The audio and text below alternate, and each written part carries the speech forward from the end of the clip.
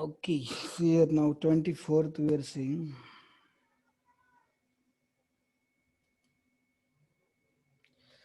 So see 24th question.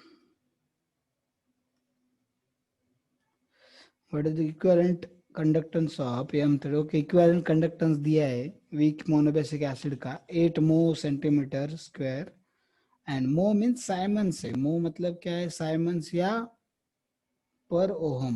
Siemens या पर क्या है? पर ओहम है वो. mho मतलब तो देखिए mho centimetre square 8 mho centimetre square and it infinite dilution पे भी दिया है. डिसोसिएशन कांस्टेंट पूछा है तो हमें पता है K इज इक्वल टू क्या होगा? मोनोबेसिक एसिड मतलब K A is equal to हमें पता है C अल्फा स्क्वायर. वीक है तो इसलिए ओस्टोल डाइल्यूशन लॉ लगा सकते हैं. तो क्या आएगा? Ka is equal to C alpha square. तो हमें चाहिए क्या? अभी C तो दिया है हमें m/32, बस अल्फा की जरूरत है. तो हमें अल्फा का फॉर्मूला पता होता है इक्विवेलेंट कंडक्टेंस एट क्या करेंगे? Concentration C upon equivalent conductance eight infinite dilution. बराबर है? Yes sir. ये उन दोनों का रेशो लेंगे हम लोग. तो कितना है हमें? देखो क्या दिया हुआ है 8 सेंटीमीटर स्क्वायर दिया है. जब कॉन्सेंट्रेशन उतना था तो 8 मो सेंटीमीटर स्क्वायर दिया और ये कितना दिया है? 400 मो सेंटीमीटर स्क्वायर. तो ये आ गया अल्फा का वैल्यू. किसका आ गया? अल्फा का वैल्यू. इतना समझा सबको? या यस सर. तो अल्फा का कैसे करेंगे? 2 इंटू मतलब ये 100 इसको तो ये क्या आएगा? 0.002 0.02 आएगा. 0 बराबर है. समझ में आ रहा है? 0.02. Is it clear? क्योंकि 1/50 ना, 1/50 इज 0.02. तो ये आ गया 0.0 यस सर. अल्फा. फिर अभी हमें के चाहिए तो क्या आएगा? सी कितना है हमारा? 1/32 मोलार इंटू अल्फा कितना है? 2 × 10⁻² लिख सकते हैं इसको हम. 2 × 10⁻² का स्क्वायर कितना होगा? 4 × 10⁻⁴. तो ये 4 करेंगे तो कितना होगा? 8 है ना. तो इसको लिख सकते हैं हम लोग 100/8 इंटू 10⁻⁶. तो कितना करेंगे? 1 फिर कितना आएगा? 16 है ना. बराबर है. फिर 4 12.5. तो या 1.25 इंटू 10⁻⁻⁵ करेंगे. That will be your final answer. 1.25 into 10⁻⁵. ऐसा कुछ ऑप्शन है क्या अपने पास? Yes, this is your answer. Clear everyone? Yes sir. या उस तरीके से निकाला हमने. नेक्स्ट क्वेश्चन बोलो. 25 26 में है किसी को डाउट? नहीं है ना? No sir. Okay, then we'll go to 27. Somebody has doubt in 27. Standard free energy of formation in kilojoule per mole at 28 Kelvin. Okay. -237.2 वगैरह वगैरह दिया है. For H2O liquid and CO2 and pentane respectively. Okay. The value of E0 cell for the pentane oxygen fuel cell. Okay, pentane oxygen fuel cell के लिए E0 cell का value हमें पूछा गया है. तो अभी इसके लिए देखो, इसके लिए हमें क्या करना पड़ेगा? उसका सेल रिएक्शन अभी पता होना चाहिए हमको. उसका क्या होगा? फ्यूल सेल है तो इसका पेंटेन का क्या होगा? देखो कंबस्शन होगा ना. पेंटेन ऑक्सीजन के प्रेजेंस में उसका कंबस्शन हो के हमें क्या मिलेगा? CO2 एंड H2O मिल जाएगा. Is it clear? या CO2 एंड H2O मिल जाएगा हमें. तो देखिए रिएक्शन क्या होगी कंबस्शन की. हम देखते हैं रिएक्शन क्या दी जाएगी हमको. टोटल अगर रिएक्शन है तो C2H5 प्लस O2, उसमें C है इसलिए CO2, H है इसलिए H2O. बैलेंस करेंगे तो हमें कितने आएंगे? 2CO2. ये 5 हाइड्रोजन है तो इधर कितना करना पड़ेगा? 5/2. नहीं C2, सॉरी पेंटेन चाहिए ना हमको. पेंटेन का फॉर्मूला क्या आएगा? C5 and H12. C5H12 उल्टा मैंने इधर 5 लिखा उसकी जगह. C5H12, ठीक है। तो ये 5CO2 आएगा इधर, और इधर 6H2 आएगा। अभी ऑक्सीजन का बैलेंस करेंगे तो 5CO2 मतलब 10, और ये 6 कितना हो गया, 10 और 16, मतलब इधर 8O2 करना पड़ेगा, बराबर है। समझा क्या? Yes, sir. या Yes. ये रिएक्शन मिली तो हमें क्या चाहिए, इसका ओवरऑल डेल्टा जी नॉट चाहिए। तो क्या करेंगे, delta G formation of products minus delta G formation of reactant, बराबर है। तो क्या करेंगे हम, CO2 plus H2O minus pentane करेंगे, क्योंकि ये O2 तो एलिमेंट है, तो गैस है, तो एलिमेंट है, इसलिए उसका तो जीरो रहेगा, तो उसका कुछ लेने का जरूरत है नहीं। तो इसलिए प्रोडक्ट माइनस रिएक्टेंट करके क्या मिलेगा हमें, डेल्टा जी नॉट मिलेगा। क्या मिलेगा, Delta G. या डेल्टा जी नॉट मिलेगा। तो अगर डेल्टा जी नॉट मिलता है तो डेल्टा जी नॉट से हम ई नॉट सेल निकाल सकते हैं। क्या रहेगा, delta G not is equal to minus n F E not cell. आपको ई नॉट सेल ही पूछा है, ये अब पता है, बस एन निकालना है, डेल्टा जी नॉट भी पता है। तो एन कैसे निकलेगा, यस, ये रिएक्शन में अभी देखो, अगर हाफ सेल रिएक्शंस लिखते हैं हम लोग, तो क्या होगा इस रिएक्शन के अंदर, कैसे होगी रिएक्शन, कौन बताएगा? यस, बोलो क्या आएगा। देखो पेंटेन ऑक्सीजन है ना, इधर दिख रहा है आपको पेंटेन ऑक्सीजन, तो एक हाफ सेल रिएक्शन पेंटेन की होगी, दूसरी किसकी होगी, यस, दूसरी किसकी होगी, ऑक्सीजन की।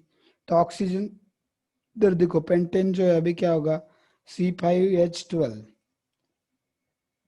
प्लस क्या होगा, ये किसके साथ रिएक्ट करेगा, किसके साथ रिएक्ट Oxygen.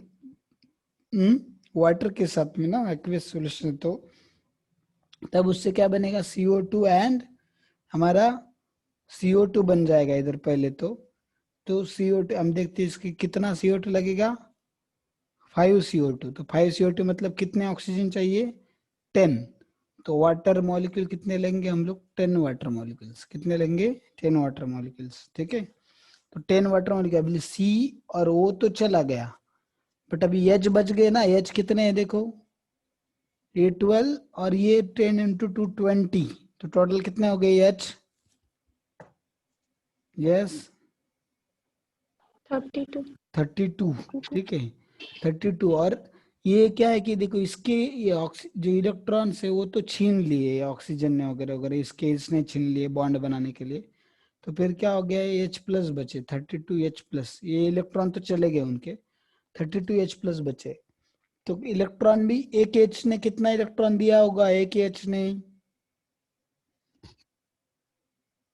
Eight. एक इलेक्ट्रॉन, तो टोटल इलेक्ट्रॉन कितने मिलेंगे हमें, 32 इलेक्ट्रॉन्स, बराबर है। समझा क्या? Yes, sir. Yes, sir. Yes, sir. या और यही अभी 32 इलेक्ट्रॉन और H प्लस को कौन एक्सेप्ट करेगा, ये 32 इलेक्ट्रॉन और H प्लस को कौन, किधर, कौन से इस पे रिडक्शन किधर होगा, क्या थर्ड पे, तो ऑक्सीजन के पे देखो। तो ऑक्सीजन क्या करेगा, ये 32 इलेक्ट्रॉन्स और H प्लस को एक्सेप्ट करेगा, 32H प्लस को। तो देखो अभी 32H प्लस उसके पास आएंगे, मतलब क्या होगा, 32H प्लस से हमें वाटर मॉलिक्यूल कितने मिलेंगे, 16H2O मिलेंगे, बराबर है। तो ऑक्सीजन कितने लगेंगे देखो, 16 ऑक्सीजन लगेंगे, मतलब ये इधर कितना करना पड़ेगा, 8, बराबर है। Yes, sir. या Yes, sir. तो इसलिए इसमें एन फैक्टर कितना आ गया आपका, 32। Is it clear, 32 n factor आया समझ Yes, sir. में? या तो फिर डेल्टा जी जो है, delta G is equal to क्या है, अभी देखा हमने, delta G not is equal to minus n F E not cell. तो एन पता चल गया आपको 32, ये अब पता है ऑलरेडी 96500, डेल्टा जी का वैल्यू हमने निकाला, enthalpy of formation of product minus enthalpy of formation of reactant. Reactant में ऑक्सीजन का दिया नहीं, बट उसका जरूरत भी नहीं क्योंकि वो जीरो है।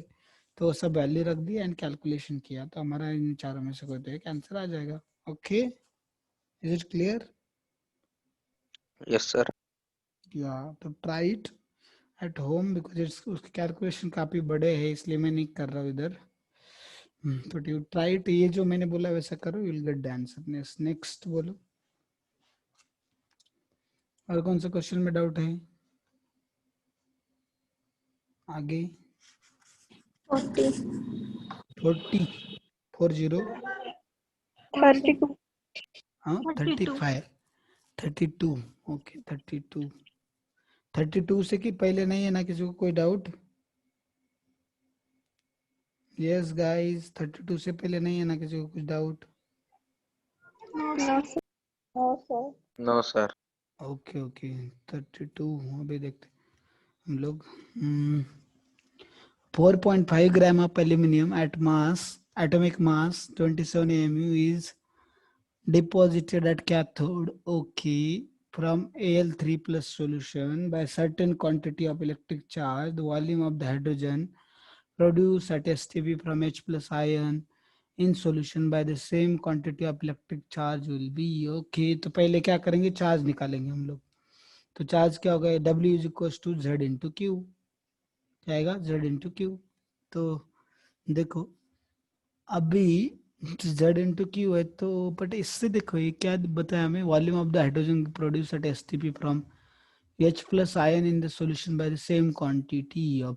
तो देखो अगर सेम चार्ज पास हो रहा है, सेम चार्ज पास हो रहा है, तो क्या सेम चार्ज है तो कैसे रहेगा, same quantity of electric charge अगर पास हो रहा है, तो हमने फैराडे सेकंड लॉ क्या है अपना, W1/W2 is equal to U1/E2, बराबर है?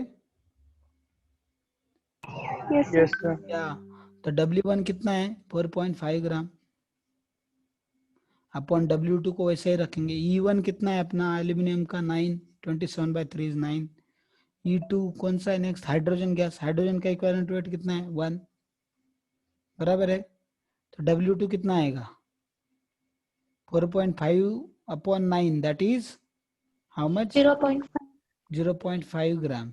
0.5 ग्राम मतलब कितना मोल हाइड्रोजन का, 1/4 मोल, है ना? क्योंकि हाइड्रोजन का मॉलिक्यूलर मास कितना है, 2 ग्राम, तो 1/4 मोल। और एक मोल का वॉल्यूम कितना होता है, 22.4, तो 1/4 का कितना होगा, 5.6। Is it clear? Yes everyone. फिर से बताइए sir वाला, मैंने बताया कि देखो सेम कैसे चार्ज calculate, पास हो रहा है, same quantity of electric charge पास हो रहा है, तो क्या होगा, सेकंड लॉ ऑफ हम फैराडे सेकंड लॉ लगाएंगे, तो क्या है, W1/W2 is equal to U1/E2। तो W1 रखा, E1 रखा, E2 रखा, W2 निकाला। W2 हाइड्रोजन का मास निकाला हमने, बट हमें वॉल्यूम चाहिए, तो मास से मोल निकाले, मोल से 22.4 से मल्टीप्लाई करके वॉल्यूम निकाला। क्लियर? यस। yes sir, या ये क्यों बोला मैंने कि ये क्यों लगाया लॉ, क्योंकि same quantity of electric charge. अभी उसको वैसे भी सॉल्व कर सकते थे, चार्ज निकालो पहले बाद में करो करो करो, बट वो लंबा जाता, टाइम भी जाता है, और ऐसा एक्सपेक्टेड नहीं है आपको वो, क्योंकि उसमें बहुत टाइम जाएगा, फिर उतना टाइम आपको वो आगे के क्वेश्चन के लिए कम पड़ेगा, इसलिए टाइम मैनेजमेंट बहुत इंपॉर्टेंट है। तो आपको ऐसे ट्रिक लगाते आते अगर आपको, तो ये आप जेई नीट में आपको टाइम सफिशिएंटली अच्छे से यूज कर पाओगे, नहीं तो टाइम कम पड़ता है लोगों को। अगर आपने अच्छी प्रैक्टिस नहीं की, अच्छी पढ़ाई नहीं की, तो टाइम उन्हीं लोगों को कम पड़ता है जिन्होंने ऐसे अप्रोक्सीमेशन ये वो या किधर क्या यूज करना है कंसेप्ट जिनके क्लियर नहीं है, जिन्होंने ज्यादा प्रैक्टिस नहीं की उनको ही कम पड़ता है। जिन्होंने अच्छे से पढ़ाई किया है, ज्यादा प्रैक्टिस किया है, अप्रोक्सीमेशन अच्छे से सीख लिया है, उनको टाइम कभी कम नहीं पड़ता। ठीक है? yes sir, या चलो go ahead now, one last problem will take and will stop. बोलो 33 में किसी को कुछ डाउट है, 33, 34, 33 sir, 33, okay. yes sir, the mass of carbon, ठीक है, mass of carbon anode consume giving only carbon dioxide in the production, okay, giving only carbon dioxide in the production of 270 kg of aluminum metal, Babu 270 kg aluminum metal मिला है, ठीक है, from bauxite by the Hall process, ठीक है। तो carbon anode का मास कितना consume हुआ वो हमें पूछा है। कार्बन डाइऑक्साइड मिल रहा है और क्या, और कितना एल्यूमिनियम कितना मिल रहा है 270, ठीक है, हॉल प्रोसेस में। तो अगर हम देखेंगे इसमें बॉक्साइट ओर है तो उसको किससे रिड्यूस किया जाता है, हम ये देखने वाले मेटलर्जी जो है ना अपना, उसमें देखने वाले ये वाला जो है मेटलर्जी के अंदर। तो Al2O3 जो है उसका अगर हमें रिड्यूस करना है तो बैलेंस केमिकल इक्वेशन क्या है, metallurgy general principle and isolation chapter में इसको पढ़ेंगे, इसलिए आपको नहीं आया होगा ये वाला। तो फिर क्या आएगा अपना 4 मोल्स ऑफ एल्यूमिनियम प्लस क्या मिलेगा हमें, what will get, plus 3 moles of CO2 form होगा, ठीक है। ये अपनी रिएक्शन आ गई। तो अभी हमें दिख रहा है इधर 4 मोल एल्यूमिनियम के किससे प्रोड्यूस हो रहे हैं, देखो 4 मोल के लिए कितना कितना कोक लग रहा है हमें, 4 मोल एल्यूमिनियम के लिए कितना मोल कोक लग रहा है, 3 3 moles. Moles of Coke, yes. तो 4 मोल के लिए 3 मोल कोक लग रहा है हमें, ठीक है। तो फिर एल्यूमिनियम का 1 मोल प्रोड्यूस करने के लिए कितना लगेगा, क्रॉस मल्टीप्लिकेशन करेंगे तो 3/4, 4. या 3/4 मोल लगेगा, बराबर है, समझे, Yes. या 3/4 मोल लग रहा है हमको कोक का। तो अभी देखिए इसके अंदर अगर हमें देखना है तो कितने मोल से हमारे इसके किसके, एल्यूमिनियम के 270 kg, मतलब देखो अभी उसका एटॉमिक वेट कितना है 270 इंटू ये 10 इंटू 10 करेंगे और केजी है तो हमें ग्राम में चाहिए तो इंटू 10⁻3, तो 27 कैंसिल, 10 कितना आ गया 4 मोल्स। टोटल मोल कितने दिए हमें एल्यूमिनियम के, 10⁻4 मोल्स, क्लियर। तो अभी देखो हमें दिख रहा है कि 1 मोल के लिए कितने लग रहे हैं, 3/4, तो 10⁻4 के लिए कितने लगेंगे, 10⁻4 इंटू 3/4 मोल्स किसके, कोक के। Is it clear everyone, Yes, sir. या Yes, Yes, sir. sir. कितने मोल लगेंगे, बट हमें क्या पूछा है, मास पूछा है। तो मोल्स से मास चाहिए तो क्या करते हैं, उसके एटॉमिक वेट से मल्टीप्लाई करते हैं। तो कोक का एटॉमिक वेट कितना है, कोक मतलब कार्बन, ठीक है, कार्बन 12. 12, तो कितना आएगा 12, 4 3 सा 3 इंटू 9 क्या हो गया, 3 3 सा 9 इंटू 10⁻4, 9 इंटू 10⁻4 आएगा, बराबर है। तो ये हमारा 9 इंटू 10⁻4 मतलब 90 इंटू 10⁻3, दैट इज 90 kg। तो that should be your answer. Is it clear everyone, Yes, sir. Yes, sir. Yes, sir. या Yes, sir. remaining things we'll see in next lecture. Thank you, we'll stop here। तो कल पूरा 41 year आप complete कर लो। सो 41 year and बचा कुछ है 31 का थोड़े से प्रॉब्लम है, वो उसमें किसी को डाउट है आगे 33 से तो वो लूंगा और 41 के डाउट्स लूंगा, ठीक है। So tomorrow this electrochemistry will end, then from Monday nuclear chemistry का सॉल्विंग करेंगे हम लोग 2-3 दिन के लिए। फिर उसके बाद आपका एक आधा चैप्टर नीतीश सर लेंगे, फिर एक में ऐसे करके अभी 4 चैप्टर बचे अपने, 4-5 चैप्टर बचे बस, तो वो चैप्टर एक एक करके लेंगे हम लोग, ठीक है। फिजिकल खत्म हो Yes, sir. जाएगा अपना, ऑर्गेनिक कंप्लीट हो गया है ऑलरेडी, फिजिकल खत्म हो गया है ऑलमोस्ट, वो भी खत्म हो जाएगा मंडे ट्यूसडे तक। फिर बचेगा अपना सॉल्विंग के साथ खत्म हो रहे दोनों, फिर बचेगा सिर्फ अपना इनऑर्गेनिक। इनऑर्गेनिक 12th के 3-4 चैप्टर है, 4-5 चैप्टर, पर वो बड़े बड़े है थोड़े, तो वो खत्म हो गए तो हो गया, फिर अपना सिलेबस केमिस्ट्री का खत्म हो जाएगा। तो अभी फिजिकल और ऑर्गेनिक के फुल सिलेबस टेस्ट चालू होंगे, ठीक है, कंप्लीट। तो अभी तो 12th के भी लेंगे हम लोग, फिर बाद में 11th-12th मिला के लिए जाएंगे। तो be ready accordingly, keep revising, keep doing solvings, then will have tests. Clear everyone, Yes, sir. Yes, sir. Yes, sir. Yes, sir. Okay. मेरे 720 मार्क्स के टेस्ट कब चालू होंगे? कौन से 720 मार्क के, full syllabus NEET complete, Yes, sir. Syllabus तो होने देना पड़ेगा ना, सिलेबस चालू होने से पहले कैसे चालू करेंगे टेस्ट,